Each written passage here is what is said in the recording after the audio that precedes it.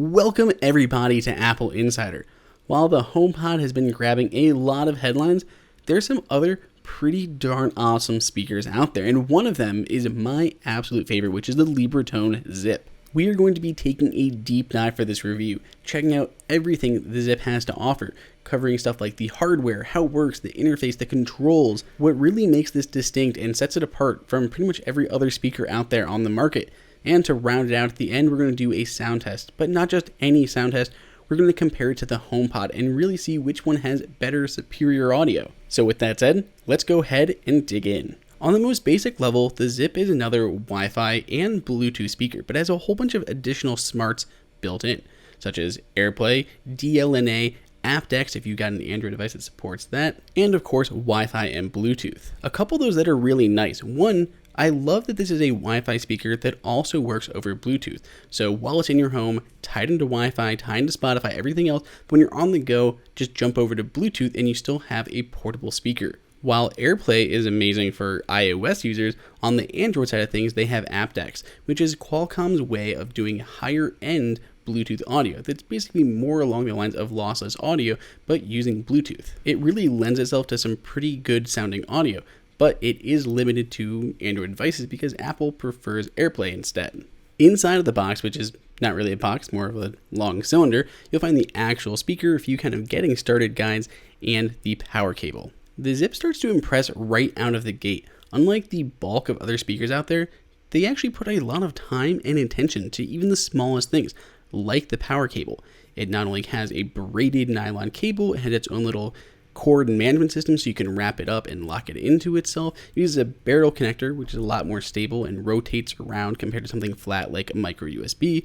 And even the actual power brick that goes in the wall has replaceable heads, so this works in many different parts of the world. Libratone is notedly a Danish company that makes these speakers. So you can actually pick up different ends. If you travel with this at all, you can just swap a different one in, or if you just happen to live in a different part of the world, you'll get a different adapter in the box. There's a small little rubber Libratone flag there on the end as well. Just nice that this is a custom power adapter, just not off-the-shelf black one that would kind of mar the otherwise really nice appearance of the speaker. Honestly, this is very Apple of them, and it actually reminds me quite a lot of the HomePod.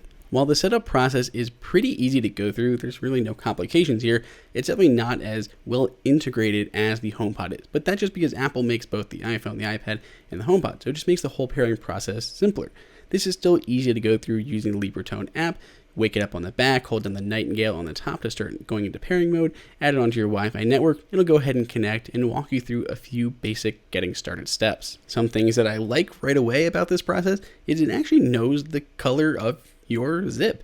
Depending on which one you pick up, it can have these different skins on the outside, these different covers, and when you go ahead and pick a different color, it'll actually mirror that in the app. And you can go into the settings and change it later, so if you do switch the cover by a different color cover and swap it out, you can actually change that in the app. So the app will mirror the color of your Zipp.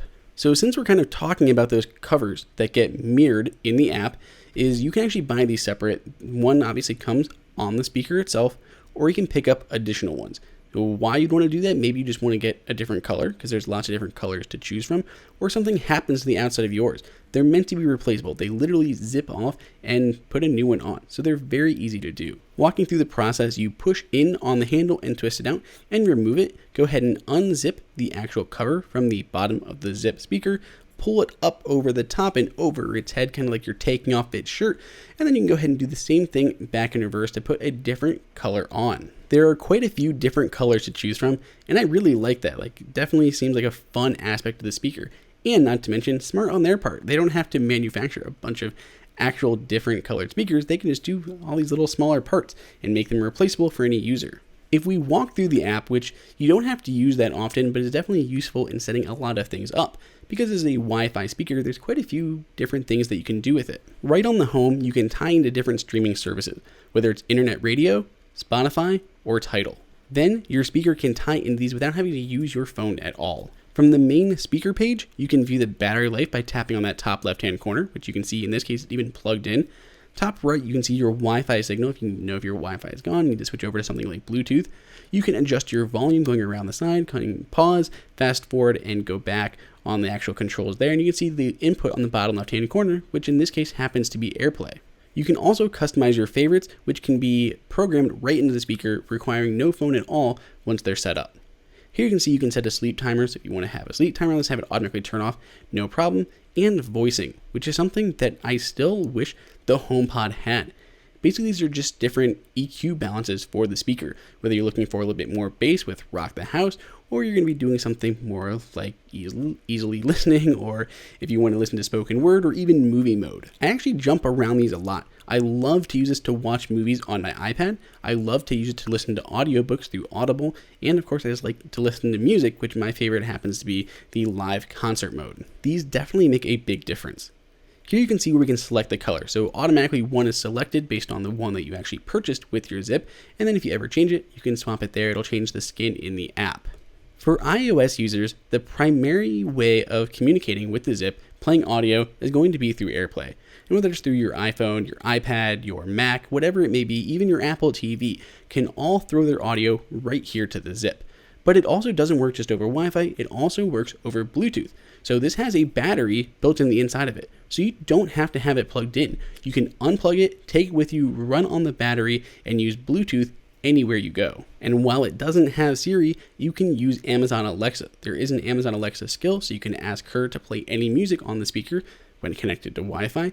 And even better, they're actually going to be enabling you to ask Alexa questions right on the speaker itself, because it does have a microphone built in that you can use for speakerphone calls. The controls on the top are very easy and intuitive, though they are definitely different than they are from the HomePod. Notably, there's a nightingale right in the center. There's a little heart button right below, which you can tap on to access your 5 favorites. You can very faintly see them on the screen there. So those are those internet radio sections that we had already pre-programmed in the app.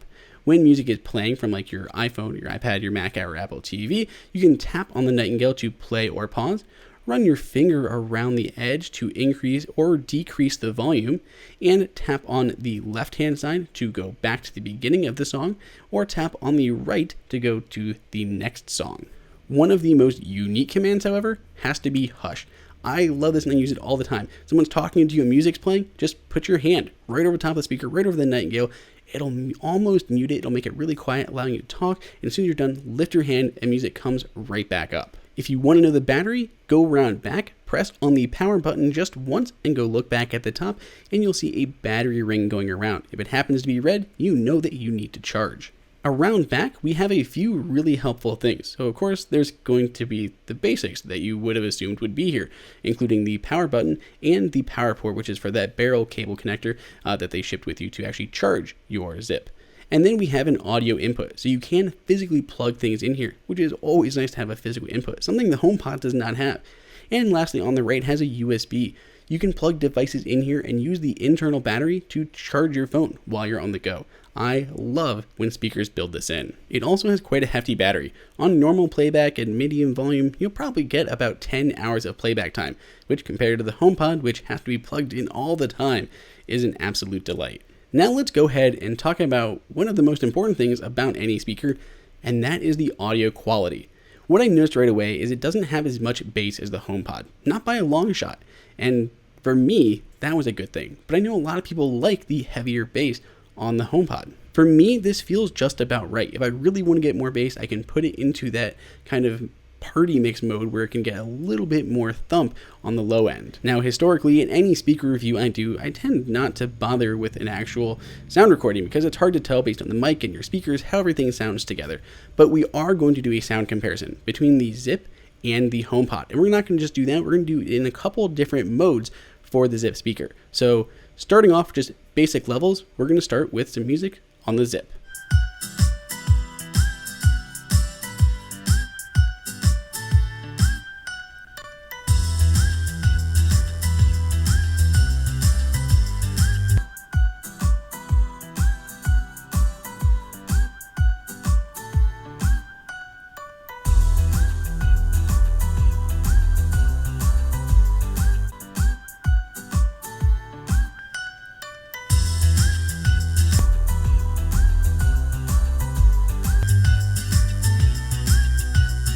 As you may notice, the HomePod definitely sounds more fuller and much heavier on the bass, though the Zipp sounds pretty darn awesome, especially in the highs and the mids. Fact is, after spending a couple weeks with the Zipp speaker, this has become my absolute favorite. It has surpassed the HomePod in terms of what I actually like in a speaker, and I wish the HomePod could adapt to be a little bit more like the Zipp. There are so many different inputs. There's battery, there's portable, Wi-Fi, Bluetooth. The audio quality is immaculate, and it just has a lot more options and configurability in the audio quality to turn up the bass or down the bass depending on what it is that you're listening to. If you want to pick one up, you can find a link below in the description, and I want to hear what you guys think down below in the comments. If you enjoyed this video, like it and hit that subscribe button. Also, check out our price guide, which makes it extremely easy to find the best deals on Apple products updated daily. Be sure to follow us on social media, and we'll see you in the next video.